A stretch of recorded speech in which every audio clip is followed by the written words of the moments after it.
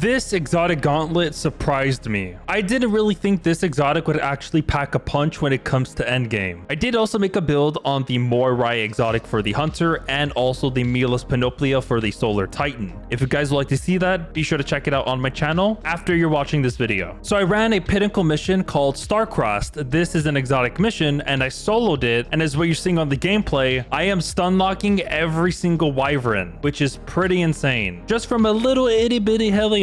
We are tying this exotic gauntlet called the Eunoia and also this exotic weapon called the Polaris Lance, and we're combining it into a massive scorching / ignition build. And this thing is so satisfying. So if you guys really enjoy seeing a bunch of explosions in front of you, then this build is for you. And you know me, I don't really like playing on Warlocks, but this exotic really wants me to play on Warlock, because for this build, it really makes you want to stay back and keep your distance to get the full effect of Eunoia. And if you want to get the full effect, let me show you guys what Eunoia does. The armor perk is called Console's Pitch. Your Helion projectiles deal increased damage the further they travel, and they will eventually fracture into this scorching shrapnel. So if you want to get the full effect of the Eunoia, you're going to want to be at least 39 meters away from the enemy. So I am using Darcy right now because of the meter distance. So if I were to activate my class ability, as you would see, my Helion will inflict extra mini shrapnel scorching effects towards that enemy, and it would cause an ignition, basically roughly between 2 shots of the Helion. And if more of the scorching shrapnel will hit the enemy, the higher of a chance you're going to be causing an ignition. And you see how I was spawning in those 4 extra solar shrapnels from my Helion? If I were to get closer and closer, it would slowly decrease from the solar shrapnel. So as what you see here, I am roughly 15 meters away from this enemy, and you do not see any of the scorching shrapnel. So try to be at least 20 meters away from the enemy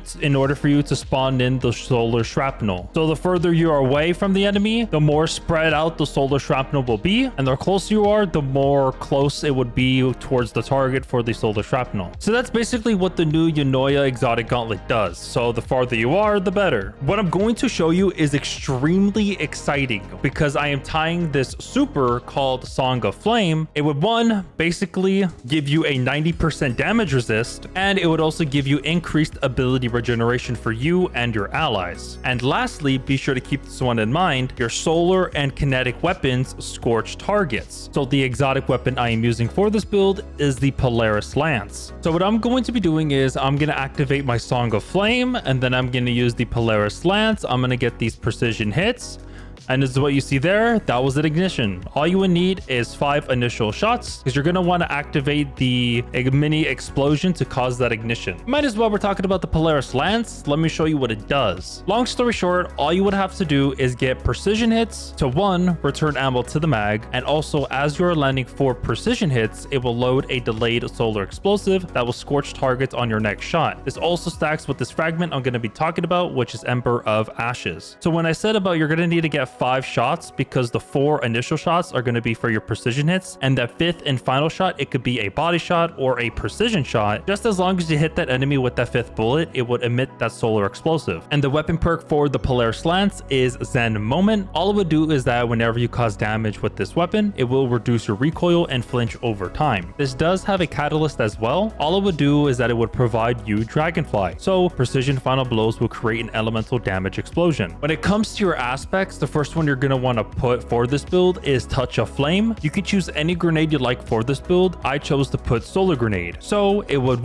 increase the linger duration for it, and it would also periodically emit blobs of lava around its perimeter. If you do not know what that means, let me show you. So I'm going to use my Solar Grenade, I'm going to yeet it, and now it's going to poop out mini solar lobs, exactly like Helion. I just wanted to fit the theme for the build. If you really are struggling with survivability, try to go for Healing Grenade. The next aspect you're going to have to put for this build is Helion, because if you don't put it on, this build is not going to work. So as what I just showed you earlier, all you would have to do is activate your class ability to summon a solar motor that will scorch targets, and they will eventually get ignited. But with Helion, it's going to take it to the next level, so it's going to take less of the shots for Helion to cause that ignition. For the solar melee, I do highly recommend you would go for Celestial Fire, because again, this is a range build, and for the Celestial Fire, all it would do is that it would just emit scorching effects from a distance. So basically, you're just going to be as far chars you want, you can just hit your melee and bada bing bada boom, they will become Scorch. For your class ability, you're gonna have to go for Phoenix Dive. It is extremely easy to activate because one, all you would have to do is be in midair. So what you're gonna have to do is jump and press your corresponding class ability button and bada bing bada boom. This also works for the other class abilities, but I just went with Phoenix Dive because it's easy to activate Helion. For the fragments, there is gonna be 4 in total. The first one you're gonna have to put if you want to see big explosions, and it's called Ember of Ashes. You apply more Scorch stacks to targets. So this will give you a 50% increase in more scorching effects to enemies. Helion Go Boom. So this is a class ability build, and the second fragment you're going to want to go for is Ember of Singeing. Your class ability recharges faster when you scorch targets. So as you activate your class ability, your Helion will scorch that enemy, and it would proc Ember of Singeing as what you're seeing on the bottom left of the screen. So it's basically free class ability energy just by activating one button. The next fragment you're going to want to go for is Ember of Eruption because we are going to be proccing a boatload of ignitions. So might as well, your solar ignitions have increased area of effect. So bigger booms. The third fragment is optional. You can change it off if you like, but in this build, we are spreading a boatload of Scorch and also ignitions. So might as well put Ember of Char. Your solar ignitions spread Scorch to affected targets. I only put this one because we are mostly playing this build in endgame content because most of the enemies have much higher health and it's easier to proc ignitions. So by having Ember of Char, we're basically going to be chaining ignitions more often depending on the scenario you're in. All right, I'm just going to show you what the situation is going to be when it comes to activating Ember of Char. So as what you see here, I have 2 big Akraa dummies. So what I'm going to be doing is going to be activating my Polaris Lance to hopefully cause an ignition. And you saw there, it spread Scorch to him.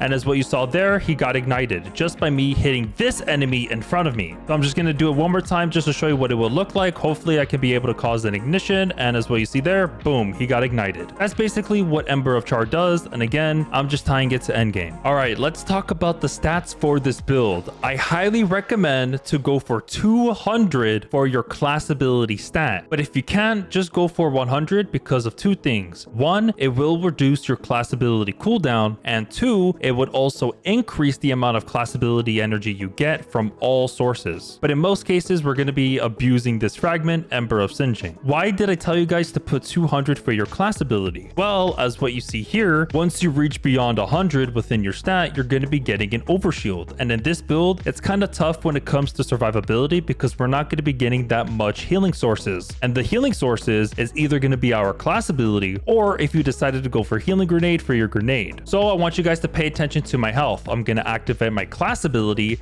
and as what you see there, I have an overshield. It is a small chunk because I don't have 200 class ability, but if you would, it would give you 40 overshield. So here are the artifacts I was using for this build. You can freely change it as you please, but I just find that using these artifacts are super beneficial when it comes to this build. And same goes for the armor mods. You can freely copy it if you like. And again, this is a build where you can freely change it if you like, depending on how your playstyle is. But for me, I went with armor mods that would 1, give me increase in damage for my Polaris Lance, and also producing orbs with my solar weapons / stasis weapons, and also my grenade. All right, I'm gonna give you guys my general thoughts on this exotic gauntlet called the Eunoia for the Warlock. When they revealed this exotic gauntlet, it didn't really look like it was that good, but as you continue playing on with it and actually putting on fragments to stack the scorching effects for the Helion, this thing packs a punch, mainly due to staggering a boatload of enemies, for example, like wyverns, ogres, or bosses like that. It is very satisfying because it would just give you a breather and just inflicting tons of damage to that enemy, if that makes any sense. But yeah, this is the last build for all of the new exotics. And if I were going to have to rank for the best to worst, in my personal opinion, I know you guys are probably going to type in the comments of saying, oh, this is an L take, this and that, but I'm just going to give you my honest opinion. And I'm going to be ranking this when it comes to endgame. So it would be Warlock, Titan, and Hunter. Those are my rankings. And if you think which ranking's better than the other, feel free to let me know in the comments. So yeah, overall, I really underestimated this exotic gauntlet, and I'm really excited to use it more often. I really do hope you enjoyed this build, and I really had fun making it. And when it comes to me making these build videos, I don't really talk to you guys. I just explain what the build is. So for this video, I got a question for you. What are your thoughts of the Edge of Fate? We're already a week in the Edge of Fate, so what do you guys think about it? Besides all of the bugs and all of the controversy, how do you feel? Do you hate it? Do you love it? Just be honest. What do you think about it? I really hope you guys have a good rest of your day, evening, or afternoon. Take care and peace.